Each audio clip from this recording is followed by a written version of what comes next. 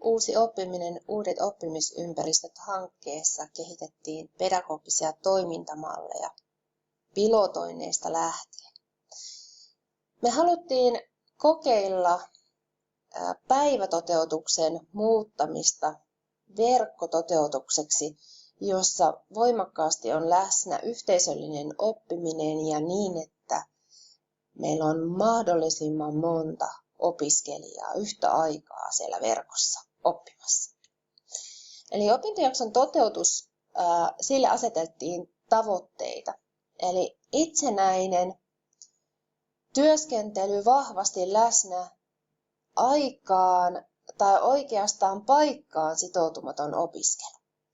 Eli me ajateltiin, että me ei täysin aikaan riippumatonta edes tavoitellakaan, sillä päivätoteutuksessakin lähiopetuksessa ollaan aika vahvasti sidoksissa aikatauluun. Ja me nähtiin, että myös semmoinen ajallinen sitoutuminen on tärkeää tässä verkkototeutuksessa. Me haluttiin pitää yllä tämmöinen moniammatillinen lähtökohta, eli mahdollisimman paljon eri alojen opiskelijoita yhtä aikaa ovat opiskelemassa tätä opintojaksoa. Yhteistoiminnallinen oppiminen oli kantava pedagoginen lähtökohta ja siellä tällainen design thinking, luovaa ajattelua, innovaatio, toimintaa edellyttävä työskentely. Suurryhmässä päivätoteutuksessa on 850 opiskelijaa yhtä aikaa ja verkkototeutusta lähdettiin miettimään niin, että siinä olisi siis 150 opiskelijaa kerralla. Toimeksiantajat ovat mukana antamassa opiskelijoille ongelmia ratkaistavaksi, kertomassa toimintaympäristöstään ja he osallistuvat sitten arviointiin.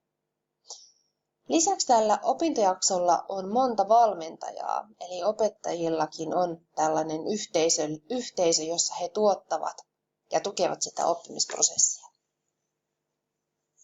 Alustaksi me valittiin Adobe Connect, ajatellen, että meillä on mahdollisuus käyttää hyödyksi breakoutteja, eli pienryhmätyöskentelyä. Me otettiin tähän tämmöinen palvelumuotoilullinen lähtökohta, eli me ajateltiin ensimmäisenä, että me kerrotaan, kuvaillaan, kirjataan, me mallinnetaan se toiminta ilman, että me ajatellaan teknologisia rajoitteita. Me siitä kuvauksesta muodostetaan prosessi, prototyyppi, ja edelleen me yritetään olla ajattelematta sitä ympäristöä, jossa tämä toiminta toteutuu. Sen jälkeen me vasta lähdetään sovittamaan digiympäristöön tätä toimintamallia ja tässä tulikin heti monenlaisia haasteita. Että miten opiskelijat liikkuu, osaako ne liikkua, entäs jos äänet ei kuulu, miten montako maksimissaan voi olla samassa Connect-tilassa aktiivisen videokuvan kanssa. Tämän mallin sovittamisen jälkeen meillä oli käsitys siitä, miten me tullaan rakentamaan se meidän virtuaalinen ympäristö. Ja lähtökohdaksi me muodostettiin ajatus, aivan niin kuin luentosalissa lähettäisi opiskelemaan tai starttiin 50 opiskelijan kanssa, josta valmentajien kera liikutaan sitten pienempään toiseen tilaan, eli toiseen Connect-huoneeseen, jossa kuunnellaan toimeksiannot, josta edelleen siirrytään pienempiin työskentelytiloihin, jolloin taas vaihdetaan Connect-ympäristöä uuteen Connect-osoitteeseen, jossa sitten hyödynnetään breakout-työskentelyä, eli noita keltaisia breakout-huoneita. Eli me saatiin rakennettua se virtuaalinen ympäristö, saatiin rakennettua näille ympäristöille myös kivat, lyhyt osoitteet, joiden avulla siirtyminen tilasta toiseen on helppoa. Samalla tavalla kuin ajatellaan, että meillä olisi tehty postereita luokkatilojen oviin, että tässä tilassa tapahtuu sen ja sen ryhmän työskentely.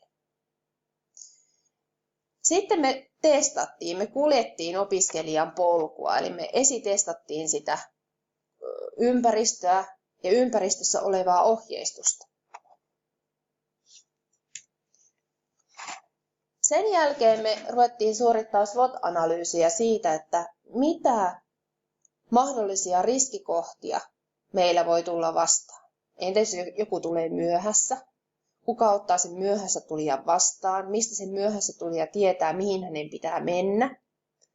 Entäs jos jollakin ei toimi äänet? Kuka huolehtii siitä henkilöstä? Entäs jos ei pääse ollenkaan paikalle? Miten se työskentely sitten jatkuu? Eli me kuljettiin opiskelijan polkuja, yritettiin tunnistaa riskejä ja tehtiin siihen suunnitelma. Eli ajatusta siitä, että meillä on tämmöinen plan B taustalla, mitä tehdään, jos teknologia pettää tai yhteydet ei toimi. Meillä oli myös lähtökohtana tämmöinen havainnokirja kerää palautetta, tämmöinen liinimäinen ajattelu siitä, että me virtaviivaistetaan tätä prosessia, me tunnistetaan ja löydetään sieltä edelleen kehitettäviä asioita. Me ollaan toteutettu nyt tällä suunnitelmalla tämä innovaatio Dive 3 kertaa ja edelleen sieltä nousee hiottavia kohtia esille. Mutta sinänsä tämä tämmöinen palvelumuotoilullinen tapa tuottaa tämä suunnitelma on osoittautunut hirvittävän hyväksi ja sitä me halutaan teille jakaa.